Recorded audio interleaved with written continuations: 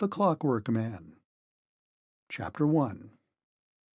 The Coming of the Clockwork Man. 1.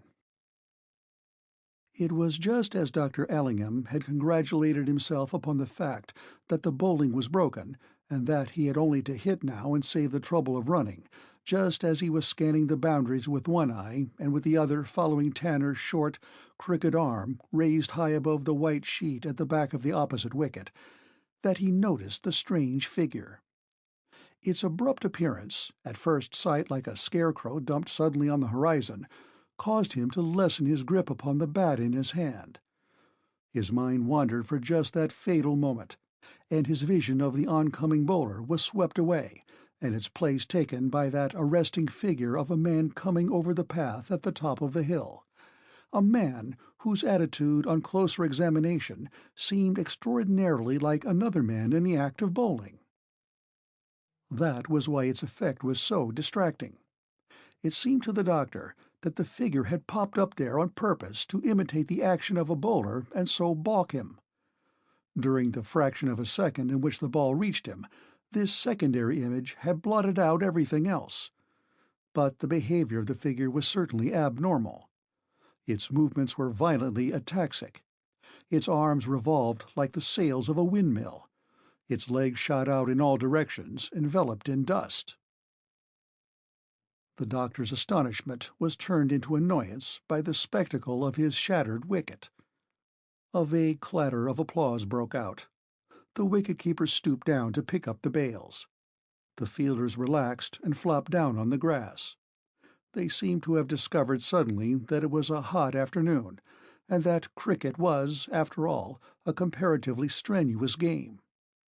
One of the umpires, a sly, nasty fellow, screwed up his eyes and looked hard at the doctor as the latter passed him, walking with the slow, meditative gait of the bowled out, and swinging his gloves.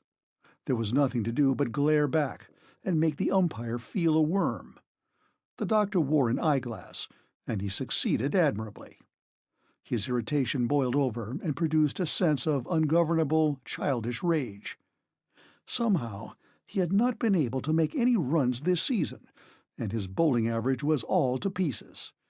He began to think he ought to give up cricket.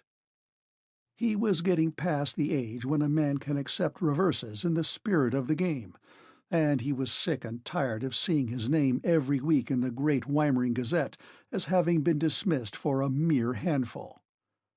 He despised himself for feeling such intense annoyance. It was extraordinary how, as one grew older, it became less possible to restrain primitive and savage impulses. When things went wrong, you wanted to do something violent and unforgivable, something that you would regret afterwards, but which you would be quite willing to do for the sake of immediate satisfaction. As he approached the pavilion, he wanted to charge into the little group of players gathered around the scoring table. He wanted to rush at them and clump their heads with his bat. His mind was so full of the ridiculous impulse that his body actually jolted forward as though to carry it out, and he stumbled slightly. It was absurd to feel like this, every little incident pricking him to the point of exasperation, everything magnified and translated into a conspiracy against him. Someone was manipulating the metal figure plates on the black index board. He saw a 1 hung up for the last player. Surely he had made more than one. All that swiping and thwacking, all that anxiety and suspense, and nothing to show for it. But, he remembered, he had only scored once, and that had been a lucky scramble. The fielders had been tantalizingly alert. They had always been just exactly where he thought they were not. He passed into the interior of the pavilion. Someone said, "Hard luck, Allingham," and he kept his eyes to the ground for fear of the malice that might shoot from them. He flung his bat in a corner and sat down to unstrap his pads. Gregg, the captain, came in. He was a cool, fair young man, fresh from Cambridge.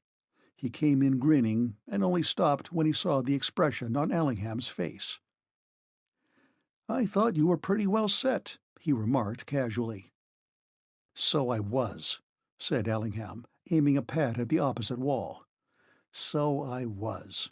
Never felt more like it in my life. And then some idiot goes and sticks himself right over the top of the sheet. An escaped lunatic. A chap with a lot of extra arms and legs. You never saw anything like it in your life. Really, said Gregg and grinned again. Hmm, he remarked presently. 6 wickets down and all the best man out. We look like going to pieces, especially as we're a man short. Well, I can't help it, said Ellingham. You don't expect a thing like that to happen. What's the white sheet for? So that you can see the bowler's arm. But when something gets in the way, just over the sheet, just where you've got your eye fixed, it wouldn't happen once in a million times. Never mind, said Gregg cheerfully. It's all in the game. It isn't in the game, Ellingham began, but the other had gone out. Ellingham stood up and slowly rolled down his sleeves and put on his blazer. Of course, Gregg was like that, a thorough sportsman, taking the good with the bad. But then, he was only 24. You could be like that then, so full of life and high spirits that generosity flowed from you imperceptibly and without effort. At 40, you began to shrivel up, atrophy of the finer feelings. You began to be deliberately and consistently mean and narrow. You took a savage delight in making other people pay for your disappointments. He looked out of the window, and there was that confounded figure still jigging about. It had come nearer to the ground. It hovered, with a curious air of not being related to its surroundings that was more than puzzling. It did not seem to know what it was about, but hopped along aimlessly as though scenting a track, stopped for a moment, blundered forward again, and made a zigzag course towards the ground. The doctor watched it advancing through the broad meadow that bounded the pitch, threading its way between the little groups of grazing cows that raised their heads with more than their ordinary slow persistency, as though startled by some noise. The figure seemed to be aiming for the barrier of hurdles that surrounded the pitch, but whether its desire was for cricket or merely to reach some kind of goal, whether it sought recreation or a mere pause from its restless convulsions, it was difficult to tell. Finally, it fell against the fence and hung there, 2 hands crooked over the hurdle and its legs drawn together at the knees. It became suddenly very still, so still that it was hard to believe that it had ever moved. It was certainly very odd. The doctor was so struck by something altogether wrong about the figure, something so suggestive of a pathological phenomenon, that he almost forgot his annoyance and remained watching it with an unlighted cigarette between his lips. 2. There was another person present at the cricket match to whom the appearance of the strange figure upon the hill seemed an unusual circumstance, only in his case it provided rather an agreeable diversion than an irritating disturbance. It had been something to look at, and much more interesting than cricket. All the afternoon Arthur Withers had been lying in the long grass, chewing bits of it at intervals and hoping against hope that something would happen to prevent his having to go out to the pitch and make a fool of himself.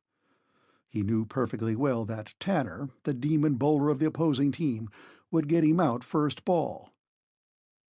He might linger at the seat of operations whilst 1 or 2 byes were run, but there were few quests more unwarranted and hopeless than that excursion, duly padded and gloved, to the scene of instant disaster. He dreaded the unnecessary trouble he was bound to give, the waiting while he walked with shaking knees to the wicket, the careful assistance of the umpire in finding centre for him, all the ceremony of cricket rehearsed for his special and quite undeserved benefit. And afterwards he would be put to field where there was a lot of running to do and only dead balls to pick up. Of course, he wasn't funking. That wouldn't be cricket. But he had been very miserable. He sometimes wondered why he paid a subscription in order to take part in a game that cost him such agony of mind to play. But it was the privilege that mattered as much as anything, just to be allowed to play. Arthur was accustomed to be allowed to do things. He accepted his fate with a broad grin and a determination to do whatever was crooked in life.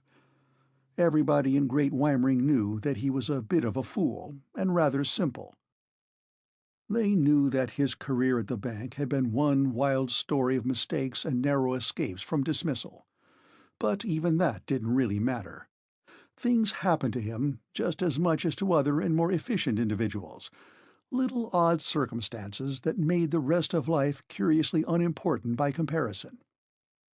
Every day, for example, something humorous occurred in life, something that obliterated all the worries, something worth waking up in the middle of the night in order to laugh at it again.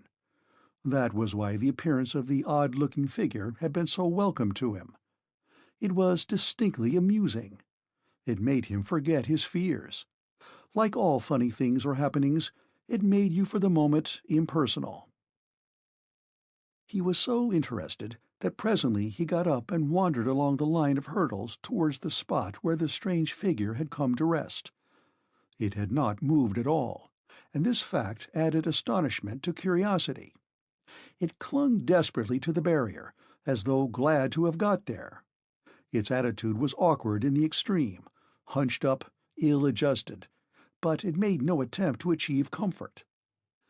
Further along, little groups of spectators were leaning against the barrier in nearly similar positions, smoking pipes, fidgeting, and watching the game intently. But the strange figure was not doing anything at all, and if he looked at the players, it was with an unnatural degree of intense observation. Arthur walked slowly along, wondering how close he could get to his objective without appearing rude. But somehow he did not think this difficulty would arise. There was something singularly forlorn and wretched about this curious individual, a suggestion of inconsequence. Arthur could have sworn that he was homeless and had no purpose or occupation. He was not in the picture of life, but something blobbed on by accident. Other people gave some sharp hint by their manner or deportment that they belonged to some roughly defined class. You could guess something about them. But this extraordinary personage, who had emerged so suddenly from the line of the sky and streaked aimlessly across the landscape, bore not even the vaguest marks of homely origin. He had staggered along the path, not with the recognizable gait of a drunken man, but with a sort of desperate decision, as though convinced in his mind that the path he was treading was really only a thin plank stretched from heaven to earth upon which he had been obliged to balance himself. And now he was hanging upon the hurdle, and it was just as though someone had thrown a great piece of clay there, and with a few deft strokes shaped it into the vague likeness of a man. 3. As he drew nearer, Arthur's impression of the unearthly being was sobered a little by the discovery that the strange figure wore a wig. It was a very red wig, and over the top of it was jammed a brown bowler hat. The face underneath was crimson and flabby. Arthur decided that it was not a very interesting face. Its features seemed to melt into each other in an odd sort of way, so that you knew that you were looking at a face, and that was about all. He was about to turn his head politely and pass on, when he was suddenly rooted to the ground by the observation of a most singular circumstance. The strange figure was flapping his ears, flapping them violently backwards and forwards with an almost inconceivable rapidity. Arthur felt a sudden clutching sensation in the region of his heart. Of course, he had heard of people being able to move their ears slightly. That was common knowledge. But the ears of this man positively vibrated. They were more like the wings of some strange insect than human ears. It was a ghastly spectacle, unbelievable, yet obvious. Arthur tried to walk away. He looked this way and that, but it was impossible to resist the fascination of those flapping ears. Besides, the strange figure had seen him. He was fixing him with eyes that did not move in their sockets, but stared straight ahead, and Arthur had placed himself in the direct line of their vision. The expression in the eyes was compelling, almost hypnotic. "Excuse me," Arthur ventured huskily, Did you wish to speak to me?" The strange figure stopped flapping his ears and opened his mouth. He opened it unpleasantly wide, as though trying to yawn. Then he shut it with a sharp snap, and without yawning. After that, he shifted his whole body very slowly, as though endeavoring to arouse himself from an enormous apathy. And then he appeared to be waiting for something to happen. Arthur fidgeted and looked nervously around him. It was an awkward situation, but after all, he had brought it on himself. He did not like to move away. Besides, having started the conversation, it was only common politeness to wait until the stranger offered a remark, and presently the latter opened his mouth again. This time he actually spoke. "Wallabaloo, wallabaloo, Bampati, Bampati, wum, wum, wum, 9 and ninepence," he announced. "I beg your pardon," said Arthur hastily. "Wallabaloo," replied the other eagerly. "Walla... oh, hang it! Hullo, now we've got it. Wallabaloo, no, we haven't. Bang, wallop, 9 and ninepence." Arthur swallowed several times in rapid succession. His mind relapsed into a curious state of blankness. For some minutes he was not aware of any thinking processes at all. He began to feel dizzy and faint from sheer bewilderment. And then the idea of escape crept into his consciousness. He moved one foot, intending to walk away. But the strange figure suddenly lifted up a hand with an abrupt, jerky movement, like a signal jumping up. He said, 9 and ninepence, 3 times very slowly and solemnly, and flapped his right ear twice. In spite of his confusion, Arthur could not help noticing the peculiar and awful synchronization of these movements. At any rate, they seemed to help this unfortunate individual out of his difficulties. Still holding a hand upright, he achieved his first complete sentence. "Not an escaped lunatic," he protested, and tried to shake his head. But the attempt to do so merely started his ears flapping again. And then, as though exhausted by these efforts, he relapsed altogether into a sort of lumpiness and general resemblance to nothing on earth. The hand dropped heavily. The ears twitched spasmodically, the right one reversing the action of the left. He seemed to sink down like a deflated balloon, and a faint whistling sigh escaped his lips. His face assumed an expression that was humble in the extreme, as though he were desirous of apologizing to the air for the bother of keeping him alive. Arthur stared, expecting every moment to see the figure before him fall to the ground, or even disappear through the earth. But just when his looseness and limpness reached the lowest ebb, a sudden pulse would shake the stranger from head to foot. Noises that were scarcely human issued from him, puffings and blowings, a sort of jerky grinding and grating. He would rear up for a moment, appear alert and lively, hitch his whole body firmly and smartly, only to collapse again, slowly and sadly, his head falling to one side, his arms fluttering feebly like the wings of a wounded bird. Arthur's chief sensation now was one of pity for a fellow creature obviously in such a hopeless state. He almost forgot his alarm in his sympathy for the difficulties of the strange figure. That struggle to get alive, to produce the elementary effects of existence, made him think of his own moods of failure, his own helplessness. He took a step nearer to the hurdle. "Can I do anything for you?" he inquired, almost in a whisper. Suddenly the strange figure seemed to achieve a sort of mastery of himself. He began opening and shutting his mouth very rapidly, to the accompaniment of sharp clicking noises. "It's devilish hard," he announced presently. "This feeling, you know. Click. All dressed up and nowhere to go. Click, click." "Is that how you feel?" Arthur inquired. He came nearer still, as though to hear better, but the other got into a muddle with his affirmative. He flapped an ear in staccato fashion, and Arthur hastily withdrew. Now the afternoon was very warm and very still. Where they stood, the only sounds that could reach them were the slight crack of the batted ball and the soft padding of the fielders. That was why the thing that happened next could hardly be mistaken. It began by the strange figure suddenly putting both hands upon the top of the hurdle and raising himself up about an inch off the ground. He looked all at once enormously alive and vital. Light flashed in his eyes. "Eureka!" he clicked. "I'm working!" "What's that?" shouted Arthur, backing away. "What's that you said?" "Listen!" vibrated the other. Still pressing his hands on the hurdle, he leaned upon them until the top part of his body hung perilously over. His face wore an expression of unutterable relief. "Can't you hear?" he squeaked, red in the face. And then Arthur was quite sure about something that he had been vaguely hearing for some moments. It sounded like about 100 alarm clocks all going off at once, muffled somehow, but concentrated. It was a sort of whirring, low and spasmodic at first, but broadening out into something more regular, less frantic. "What's that noise?" he demanded, thoroughly frightened by now. "It's only my clock," said the other.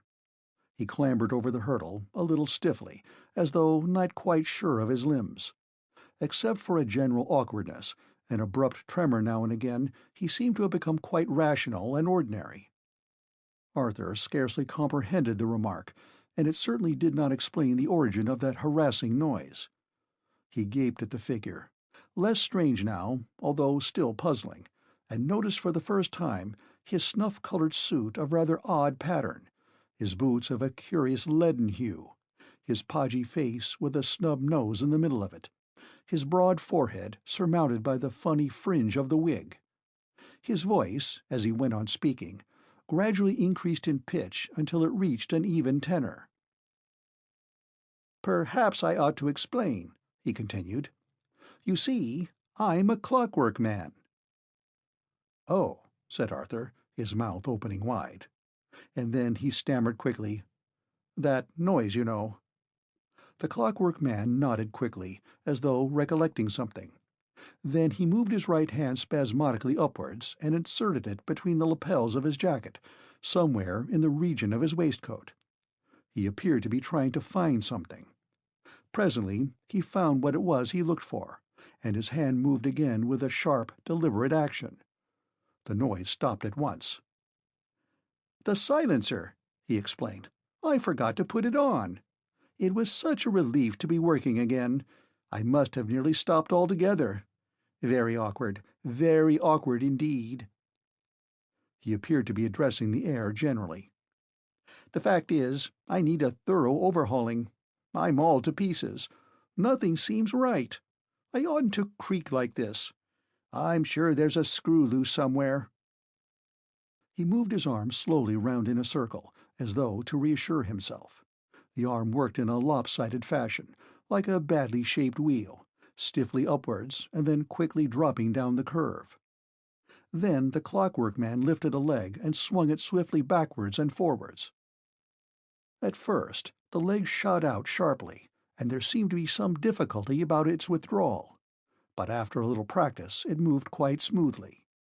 He continued these experiments for a few moments, in complete silence and with a slightly anxious expression upon his face, as though he were really afraid things were not quite as they should be. Arthur remained in stupefied silence. He did not know what to make of these antics. The Clockwork Man looked at him, and seemed to be trying hard to remold his features into a new expression, faintly benevolent. Apparently, however, it was a tremendous effort for him to move any part of his face, and any change that took place merely made him look rather like a caricature of himself. "Of course," he said slowly, "you don't understand. It isn't to be expected that you would understand. Why, you haven't even got a clock. That was the first thing I noticed about you." He came a little nearer to Arthur, walking with a hop, skip, and jump, rather like a man with his feet tied together. "And yet you look an intelligent sort of being," he continued, "even though you are an anachronism." Arthur was not sure what this term implied. In spite of his confusion, he couldn't help feeling a little amused. The figure standing by his side was so exactly like a waxwork come to life, and his talk was faintly reminiscent of a gramophone record. "What year is it?" inquired the other suddenly, and without altering a muscle of his face. 1923, said Arthur, smiling faintly. The Clockwork Man lifted a hand to his face, and with great difficulty lodged a finger reflectively against his nose. 1923, he repeated. That's interesting. Very interesting indeed. Not that I have any use for time, you know. He appeared to ruminate, still holding a finger against his nose. Then he shot his left arm out with a swift gymnastic action and laid the flat palm of his hand upon Arthur's shoulder. "Did you see me coming over the hill?" he inquired. Arthur nodded. "Where did you think I came from?" "To tell the truth," said Arthur, after a moment's consideration, "I thought you came out of the sky." The Clockwork Man looked as though he wanted to smile and didn't know how. His eyes twinkled faintly, but the rest of his face remained immobile, formal. "Very nearly right," he said in quick, precise accents, "but not quite." He offered no further information. For a long while Arthur was puzzled by the movements that followed this last remark. Apparently, the Clockwork Man desired to change his tactics. He did not wish to prolong the conversation. But in his effort to move away, he was obviously hampered by the fact that his hand still rested upon Arthur's shoulder. He did not seem to be able to bend his arm in a natural fashion. Instead, he kept on making a half-right movement of his body, with the result that every time he so moved he was stopped by the impingement of his hand against Arthur's neck. At last he solved the problem. He took a quick step backwards, nearly losing his balance in the process, and cleared his arm, which he then lowered in the usual fashion. Then he turned sharply to the left, considered for a moment, and waddled away. There was no other term, in Arthur's estimation, to describe his peculiar gait. He took no stride. He simply lifted one foot up and then the other, and then placed them down again slightly ahead of their former positions. His body swayed from side to side in tune with his strange walk. After he had progressed a few yards, he turned to the right, with a smart movement, and looked approximately in Arthur's direction. His mouth opened and shut very rapidly, and there floated across the intervening space some vague and very unsatisfactory human noise, obviously intended as an expression of leave-taking. Then he turned to the left again, with the same drill-like action, and waddled along. 4. Arthur watched him, feeling diffident, half inclined to follow him in case he fell over. For there was not much stability about the Clockwork Man. It was clear that the slightest obstacle would have precipitated him upon his nose. He kept his head erect and looked neither downwards or to right and left. He seemed wholly absorbed in his eccentric mode of locomotion, as though he found it interesting just to be moving along. Arthur kept his eyes glued upon that stiff, upright back, surmounted by the wig and hat, and he wondered what would happen when the Clockwork Man reached to the end of the line of hurdles, where another barrier started at right angles across the end of the cricket ground. It was a sight to attract attention, but fortunately, as Arthur thought, everybody seemed too absorbed in the game to notice what was happening. The dawning of humor saved him from some uncomfortable misgivings. There was something uncanny about the experience. Somehow it didn't seem natural, but it was certainly funny. It was grotesque. You had to laugh at that odd-looking figure, or else feel cold all over with another kind of sensation. Of course the man was mad. He was, in spite of his denial, an escaped lunatic. But the noise. That was certainly difficult to explain. Perhaps he had some kind of infernal machine hidden in his pocket, in which case he would be a dangerous kind of lunatic. What was he going to do next? He had reached to the end of the field and stopped abruptly.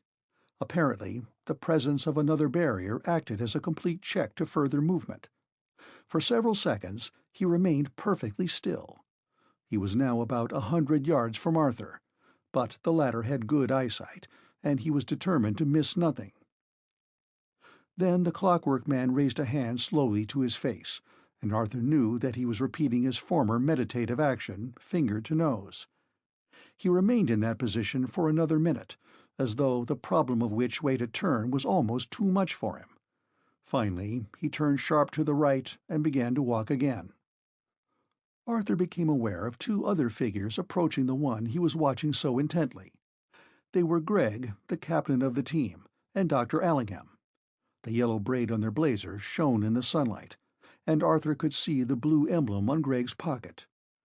There would have to be a meeting. The two flannelled figures were strolling along in a direct line towards that other oddly insistent form. Arthur caught his breath. Somehow he dreaded that encounter.